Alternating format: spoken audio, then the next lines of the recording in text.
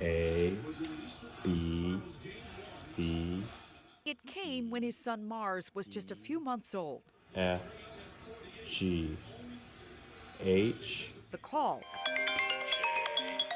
about a bipartisan mission that would pull him away from his young family most days for more than a year. Felt surreal. So it was from the chief investigative counsel who called me and said that, of course, we're ramping up to investigate the January 6th attack. Push him back!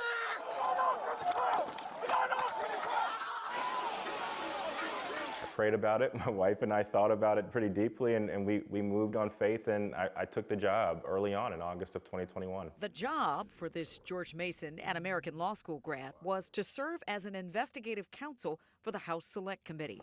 But it was his service to the nation in the Air Force that prepared Marcus Childress to accept the role. Back then, as a JAG officer, he prosecuted cases involving the military and extremist groups. I really leaned into that experience, looking into why these Air Force members would want to be a part of a motorcycle gang.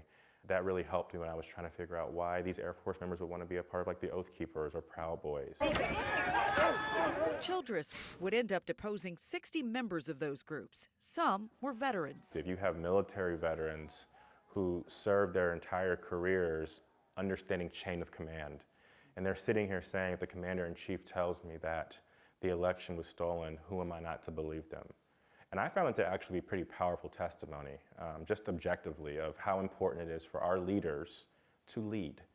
And if our leaders are sharing the big lie, then a large number of people in our country are likely going to follow it.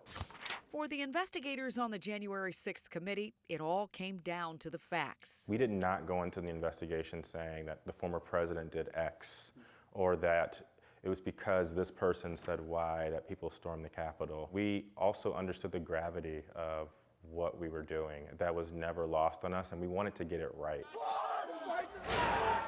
In addition to the depositions, Childress also spent months watching every frame of the video from that day. He built a chronology to reconstruct the narrative of January 6th. What he saw and heard was searing. Are you ready to talk about how that may have impacted you? I'm still processing it. I think it was, you hit a point where you just kind of become numb to what you're seeing. The constant violence, the angry chants. Storm the White House!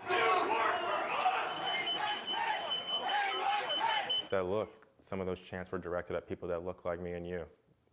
That is something that was abundantly clear to me from the very beginning, was that if we were going to win over the hearts and minds of Americans, they had to see the violence on the day. They had to see our law enforcement bravely fighting to preserve democracy on that day. Childress was one of the authors of the 845-page January 6th report and played a lead role in the primetime hearings. This is the night before the first hearing where we're going through a prep for the following day, and that's one of my colleagues and I, standing room only for every hearing that we had. You could feel the intensity with every hearing. You knew that millions of Americans and millions of people around the world were watching each hearing. An outside independent commission to investigate January 6th. And he says he knew that what the congressional members presented had to register in a powerful way. On that first primetime hearing that we had a couple summers ago, when we showed that 11-minute montage, I think that's why I was able to captivate the country so quickly, because it was so visceral. I saw friends with blood all over their faces. And then you had Officer Caroline Edwards and Nick Quested talking about what it was like to live through it. And that's how we really approached the investigation, right? So this is a picture of some of my teammates and I in the war room right before the final hearing. Those are actual scripts in front of them. As you can see, the fact-checking of scripts never ended. The discussion now is, what do we do with those who were involved with January 6th? And that just shows that Americans believe what we have put out there. And we're now just trying to figure out what kind of country we want to be in the future. Go! Do your dance. At his home in Virginia, Do it right. Do it left. these are the moments Good kick. that Childress cherishes right now. Oh! Mars is now too. Are you proud of your dad?